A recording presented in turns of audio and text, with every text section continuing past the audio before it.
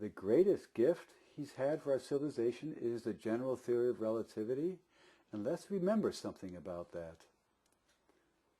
Einstein did not create the general relativity theory by doing an elaborate mathematical derivation of something.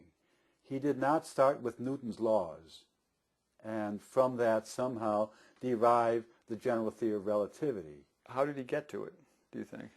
From my understanding, based on ultimately on his own remarks, which I didn't hear first person, but I understand that he said that he simply found himself one day noticing that the physics community of his time, the early 1900s, was trying to reconcile Newtonian theory with the Michelson-Morley experiment and getting all confounded with the constancy of the velocity of light.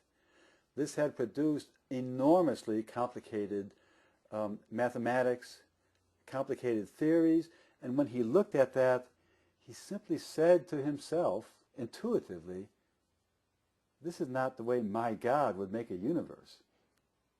My God would do something elegantly simple, and he simply wrote out that beautiful equation, the one I had on the blackboard of the del squared of a wave function is equal to all of these cross derivatives.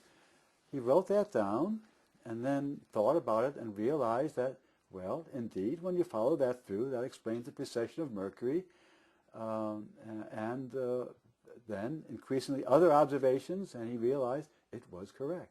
He himself would say that there are some spooky, I forget what he called, mystical aspects of the universe that he did not know how to deal with. These are not widely discussed, and I can't give you a citation, chapter and verse of where he said that, but I do recall reading things of that kind and saying, wow, I wonder to what extent that great gift of the relativity theory was somehow channeled to him. In other words, is it what today we call channeled information?